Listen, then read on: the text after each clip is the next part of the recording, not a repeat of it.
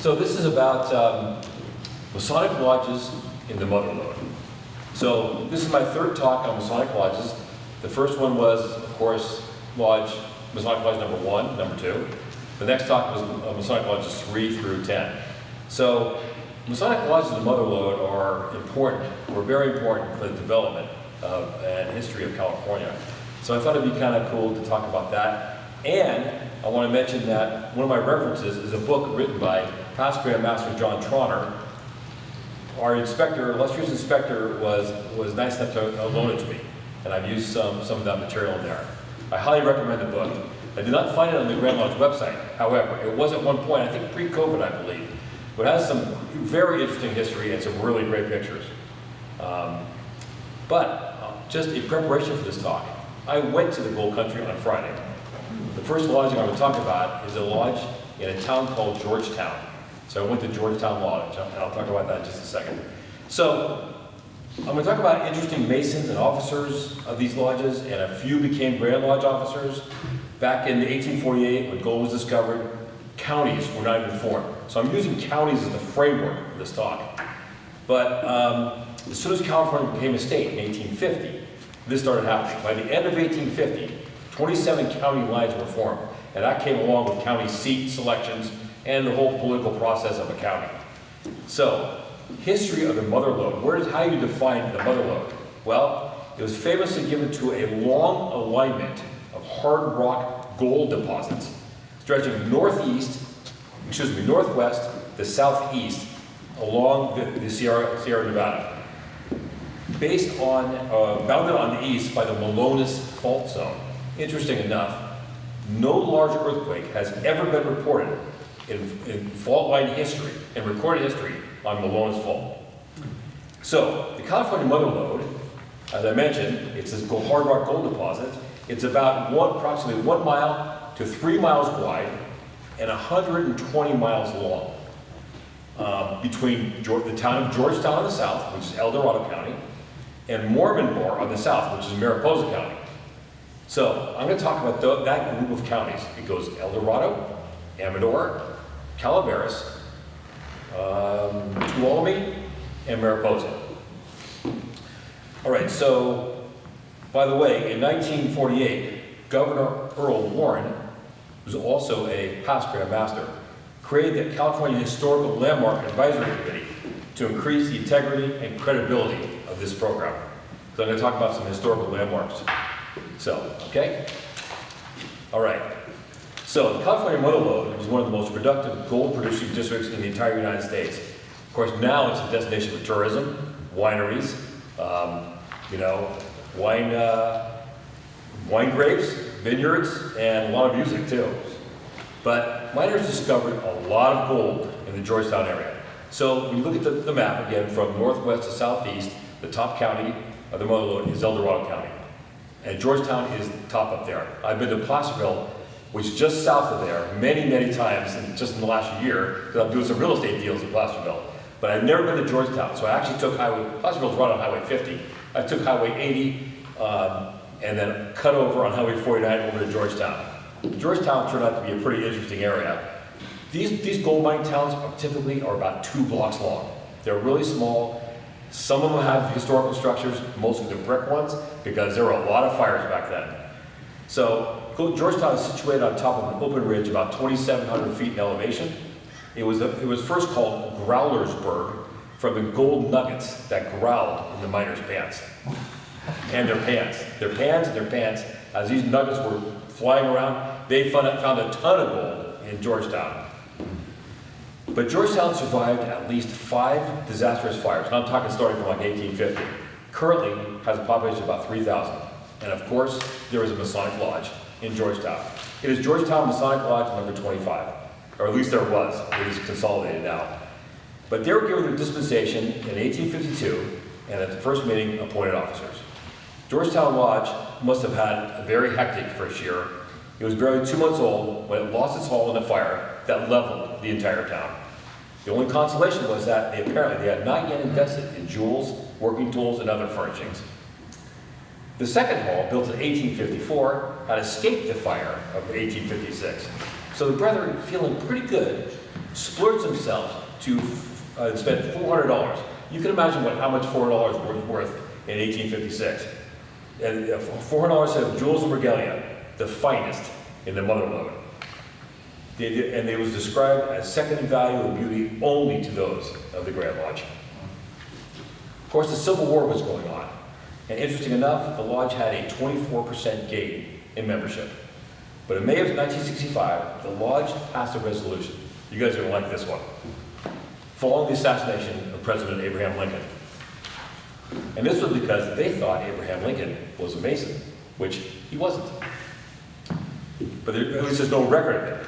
And here, and I quote the resolution, that the Murderers Act was unjust, demoralizing in its effects, or wrong upon a great people, and as such should be condemned by every lover of free government, and that the instigators, aiders, and abettors may be brought to speedy trial, and punishment shall be the wish of every true man. That was a resolution in Georgetown Masonic Lodge. And this was similar resolutions to many other passed by other lodges in California about the same time. So they continued to meet in a little 25 by 50 frame temple of 1854 with nailless main supports, floor joists were hand-hewn logs, mortised together, and whose door was locked by a combination instead of a key. It was still meeting here in July of 1948, when the little edifice, which had escaped the fires of 1856, 1864, 1897, and 1934, and was reduced to ashes by a fire of unknown origin.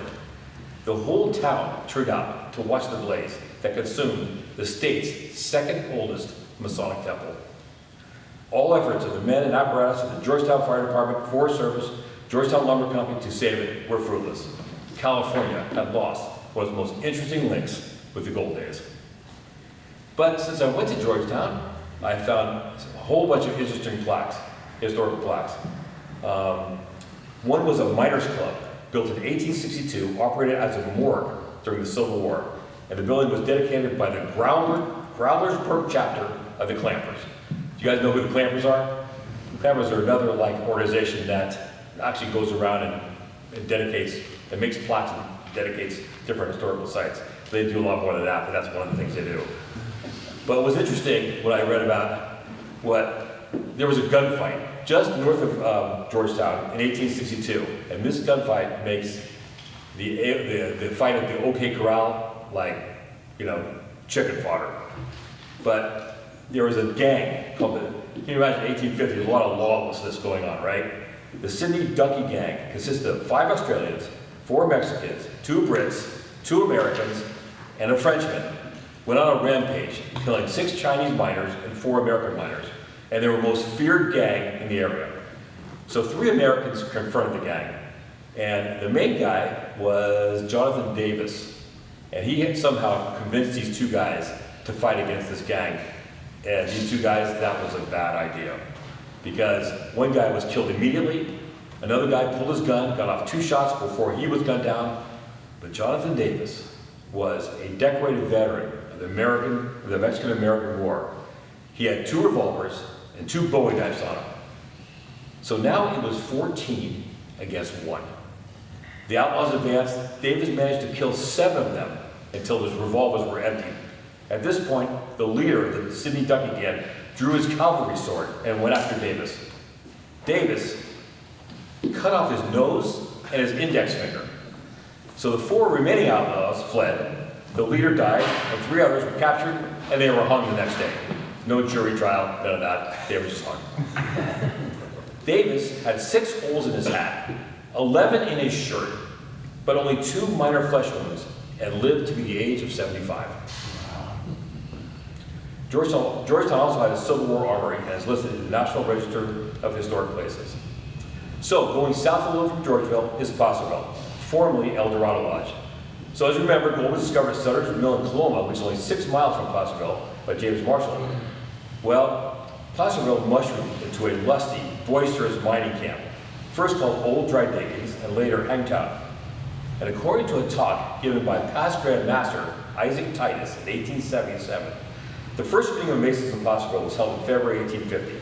The purpose of the gathering, which took place at a log house, was to devise ways and means of relieving distressed worthy brethren and their families who are arriving by train load that filtered into the mountains. Placerville is actually in the mountains, right? So the lodge was under dispensation in 1852, granted a charter 1853 as El Dorado Lodge number 26, and he built a lodge building. And one of those pictures that I sent around is the lodge building, but that was actually built later. But that lodge building in the picture on Main Street in Placerville is this fabulous building. I was just there on Friday. But in 1856, the lodge burned down. And then the brethren of Placerville Lodge, actually El Dorado Lodge, joined St. James Chapter number 16 of Royal Arch Masons, and renting and furnishing hall over at the Smith and Nash hardware store on Main Street. So from a purely Masonic point of view, Elder Rogers' distinguished member was undoubtedly Isaac Titus, a physician known to his friends as Ike. Titus came to California during the gold days and settled in Placerville. Aside from his profession, he was interested in public affairs, representing El Dorado County in the state senate in 1859 and 60. The available record did not show where Titus was made a Mason. However, he first appeared in El Dorado Lodge's returns in Grand Lodge in 1855 as secretary, and he was master in 1861 and 2. By 1864, Grand Lodge caught notice of him, and he was elected to be senior Grand Warden, and then he disappeared from the role of Grand Lodge until 1870, so maybe he quit or whatever, and he took office of deputy, and then in 1870 he took office of deputy Grand Master. Then came another vacation, and it was not until 1873 they were installed as Grand Master. What I found interesting about this guy, Isaac Titus, was not only was he Grand Master of Masons of California, he was Grand Master of the Grand Council and Grand Commander of the Knights Templar. Now, what other guy have you heard has done that? Okay, going south to Volcano. Volcano, Masonic Lodge number 56 is in Amador County. And today it's called Volcano Consolidated. The town of Volcano is nestled in this little crater-like mountain valley, hence the name, about 12 miles northeast of Jackson. So when I drove from Placerville to Volcano, you go down Highway 49 and you cut over on 88, where it once boasted from 2,000 to 5,000 inhabitants, depending on who was doing the reporting. Today, the population of Volcano is 48. After holding several preliminary meetings in a cave under a rocky overhang, a short way from the center of town, they got together on June 1855 for the first meeting under dispensation by Grand Master Curtis and received a charter in 1856. So as I'm going on Highway 88, I look over to the right, I'm getting close to, I'm like a mile from Volcano, I see a sign, it says Masonic Cave. So I turn in there, and it's this really completely bumpy road like they have an all-wheel drive. There was lots of potholes. I get to the cave, and I'll tell you about the cave in a second, but I'll go on with the lodge. The first minutes under dispensation show the brother meeting at the Empire Hotel, which of course burned down. So now they're back in the cave. So the committee was appointed to draft bylaws. Those bylaws were reported, were similar to most other lodges, but among them was a provision to curb long-winded brothers and interminable long discussions. No member could speak more than twice on a subject without leave of the lodge, or more than once till every other member wishing to speak had been heard. You know, I don't mind that one. So by fall of 1855, brethren were meeting in their own hall, which was the cave. And so I mentioned I went to the cave, and there was a sign there, and it said, "Main cave, loose rocks, watch for rattlesnakes." So I went to the caves. There were actually 3 caves. You always picture there's one cave. There's 3 of them that are probably connected. And the main one, which is flat and fairly deep, has got a wire fence around it. Not that I would have gone down there anyway, but you can't go down there. The other 2 you can. But I decided, no, I'm good. You know, I don't want to battle any rattlesnakes, so I didn't stay very long. So, okay. There was a historical plaque outside the cave, and it reads, Volcano Masonic Cave, in memory of the Bryant brothers, whose surviving relatives deeded this property to Volcano Masonic Lodge number 56 in June of 1962. Our pioneering brethren had 5 meetings in this cave in 1853 when they were organizing the lodge. So, going on to Volcano, one of the interesting members of Volcano was Nathan Spaulding. Spaulding was initiated an apprentice mason in Volcano in 1858, finished his degrees in Occidental Lodge number 22 of San Francisco. And in 1863, he's the first canon to be raised in San Francisco's new temple, which was abruptly destroyed by the San Francisco earthquake. He was Master of Mission Lodge, 169, and Oakland Lodge number 188, Grand Treasurer of the Grand Lodge, Grand High Priest of the Grand Chapter. Aside from his lodge activities, he was twice Mayor of Oakland, Assistant United States Treasurer, and Trustee of Stanford University.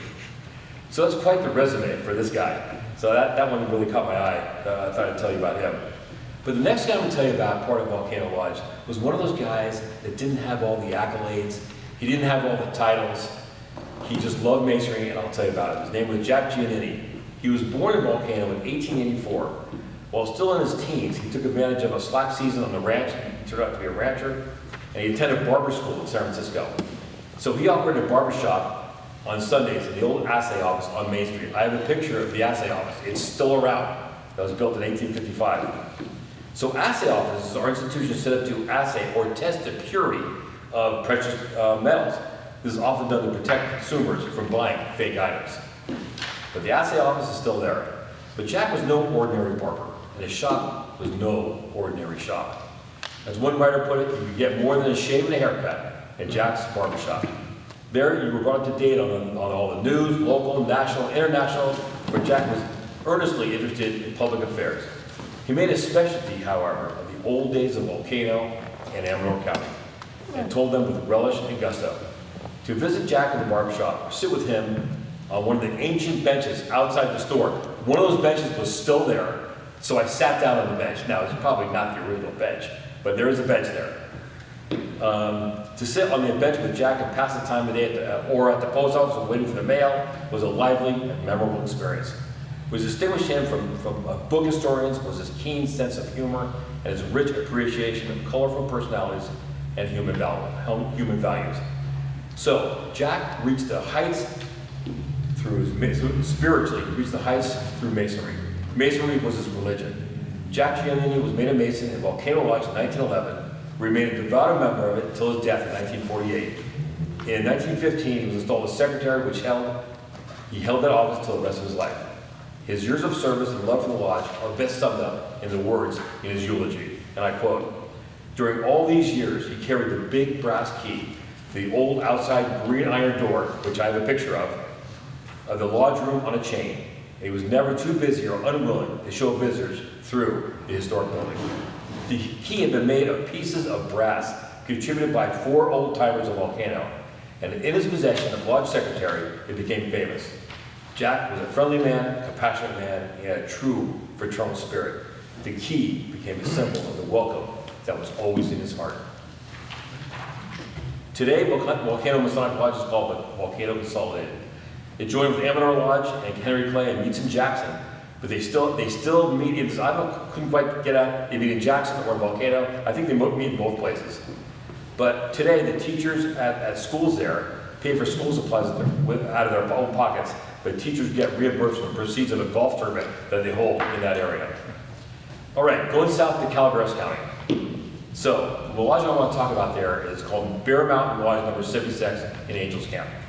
There were 2 brothers that came to the area, John and Dan Murphy, who made a fortune in the gold mines in the Angels Camp area.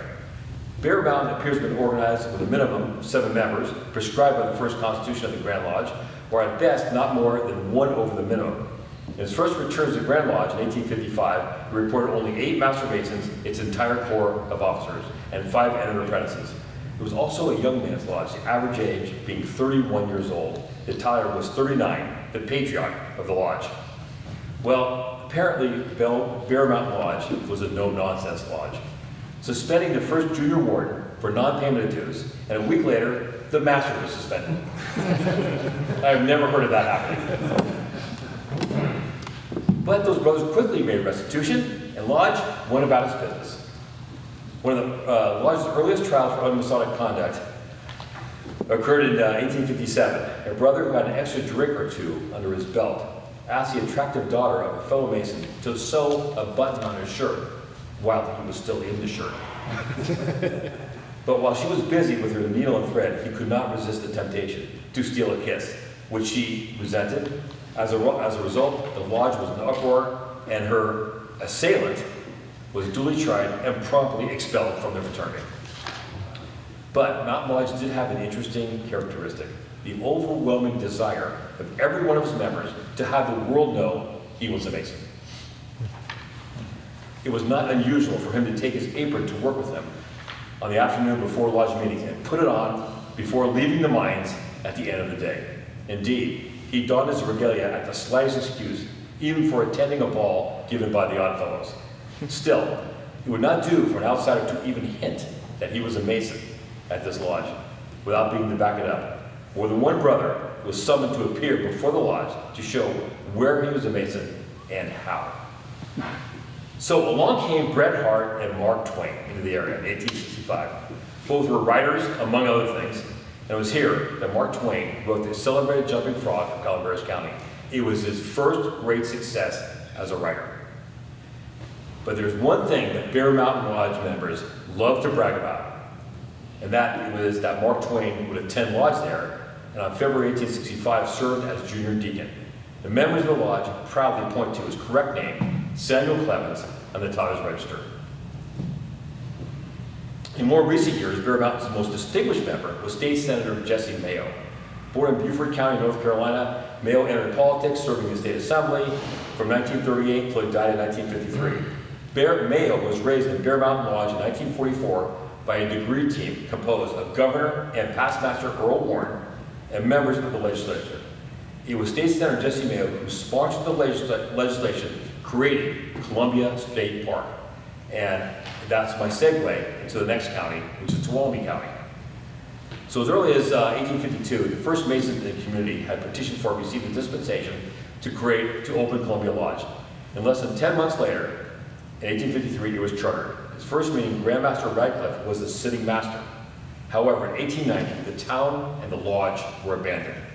Columbia Lodge number 28 consolidated with Tuolumne Lodge number 8, which is now Argonaut Lodge in Sonora. But miners bought the building thinking there was gold underneath it. So they tore the lodge down, and guess what they found? Nothing. Ironically, when California chose the town of Columbia as the site for its Gold Rush Historic Park, it chose the only town in the Mother Lode without an active Masonic lodge. So in 1948, after news that the town of Columbia had become a state park, the Grand Lodge of California voted 38,000, later increased to 44,000, remember this is 1948, to rebuild the old temple on the original site. In 1949, Grand Master Ellsworth Mayer laid the cornerstone of this edifice, which will stand as a Masonic shrine for all of California, using the same trowel that the original Columbia Lodge used in its labors. And in 1950, the Grand Master, Ellsworth Mayer, set his corps of Grand Lodge officers dedicated the restored Masonic Hall of Columbia in due and ancient form. I have never heard of due and ancient form. Is that anyone ever heard of that? Okay. Past Master and Governor of California, Earl Warren, Joseph Nolan, Past Grand Orator, Chairman of the California State Park Commission, Brother Jesse Mayo, the father of a legislative bill constituting the town of Columbia, and other Masonic celebrities were present. Here on ground never to be used for anything but Masonic purposes, the brethren of the future will pay homage to their pioneer fellows in the Mother Lode and remember what they did in a generation long since gone by. In 2014, Grand Lodge once again turned its attention to Columbia Lodge and proceeded with a $395,000 renovation, which included a small museum on the first floor on the history of Gold Rush Masonry. Today, the hall stands as a testament to the fraternity's role in California history and a vibrant example of modern masonry. Since reopening in 2014, close to 50 ceremonies, retreats, and degree conferrals have been held inside the temple. I am proud to say, a year later, in 2015, when I received dispensation from our inspector, 12 Burlingame Masons went to Columbia Historic Lodge. I was senior warden of this lodge and conferred a first degree. Even more important, thousands of visitors have gone to Columbia to better understand the important role Freemasons played in the Gold Country, in this state, and American history. Now, going to Mariposa County, it's the last county, Hornitos Lodge, number 98. It was first called Hortzburg Lodge, 98 in the town of Hortzburg. But as placer gold ran out in the early 1860s, the population left, mainly to settle nearby Hornitos, just 2 miles away. When the county road was built, the remaining ruins were bulldozed. There's one remaining trace of Portsburg, and that's his cemetery on the north side of Burns Creek. So Hornitos Lodge is the smallest Masonic lodge in the state, measuring 30 feet by 1850, 30 feet by 18 feet, and those numbers are rounded up. It first was a saloon. This is born by the fact that when the ground was excavated to build a banquet room, they decided to go down to build a banquet room. Several bottles of unopened whiskey were discovered. What ensued has been described as the fastest conversion from labor to refreshment in the history of any Masonic lodge. Well, Hornitos had a member by the name of William Adams, a Brit. Born in England in 1831, Adam had come to this country by way of Canada and settled in Hornitos in about 1860. In 1867, he was made a Mason in Hornitos Lodge. In 68, became junior warden for 2 years, 70-71 as senior warden. Then from 1872, so get this, from 1872 to 1901 inclusive, he served as master of his lodge 30 consecutive years. Wow. But that was not all. He was then elected to be secretary in 1902 and continued until his death in 1921. Bill Adams was a Mason for 54 years, and save for the short time required to take his degrees, he passed every one of those years as an officer of Hornitos Lodge. Okay, so that's done. I'm done with the counties things. I just kept researching all this stuff. I just found this information. Sorry I'm going on kind of long, but I had to tell you about this one. I was actually going to do about Forbstown Lodge number 50. And again, this is not in the mother lode. It was about 44 miles south of Chico in Butte County and due east of Orville, about 20 miles. It meets on the ground floor of a building that it rented temporarily in 1862. Now, as you notice, most Masonic lodges are on the second floor, right? Not all, but most. This one was on the first floor. Forbstown, long described as was a center of mining activities, began to decline. Its digging slowly played out and the people moved elsewhere. The once bustling camp of 1,000 inhabitants gradually deteriorated into a derelict town lost in a mountain cove. But Forbstown Lodge got lucky when other lodges folded up and consolidated with Forbstown. But even this would not come to pass if it had not been for the ingenuity and bulldog courage of two old-time brothers, William Schultz and Charles Adams, who brought the lodge through its darkest days. They heard somewhere, unless a lodge held a certain number of meetings a year, it would have to surrender its charter.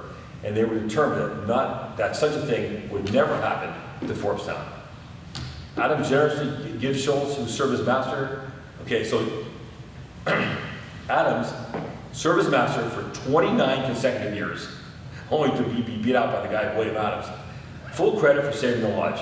Among things he wrote, Will was sure loyal to his lodge and to the fraternity. Now we're talking around early 1900, 1910, somewhere around there. So several years before his delivery of horse and wagon, he used to walk to lodge, a distance of 10 miles. And I don't think he missed a meeting. From about 1910 to 1918, the lodge had a hard struggle. Some years they did not hold over the required 2 meetings, and then would have to urge every member in reach to be there. The 2 would sometimes sit in lodge until 9 p.m., and maybe 1 or 2 guys would show up, but not enough to open a lodge. Charles Adams said to Will, "Well, it looks like we're never going to have to surrender our charter." Will said, "Never." They both lived about 10 miles from the lodge, the closest member of the lodge 8 miles away. Remember, this is 1910, right? So there's no cars, right? So they would sit talking about one thing or another until about 7:30, when Schultz would look at his watch and say, "Well, I guess it's about time to open the lodge, Charlie." With that, he would go up to the east, and Adams would take the senior warden's chair. These 2 old brothers would proceed to open lodge as well as could be done under the circumstances, with Adams shuffling from one station to another, responding with the questions of one officer and giving the response of another. Just picture that. When it was time for the secretary to read the minutes, Adams would do it. He'd also report on petitions, if any, mention visitors, present at Tyler's Register, which all was provided. Nobody they read the Tyler's Register. They might even report a certain widow in need of another cord of stove wood. So for all the Grand Secretary ever knew, Forbes-town was a venerable little mountain lodge, regular in his reports and carrying on in an efficient, business-like manner. Thank you very much for listening.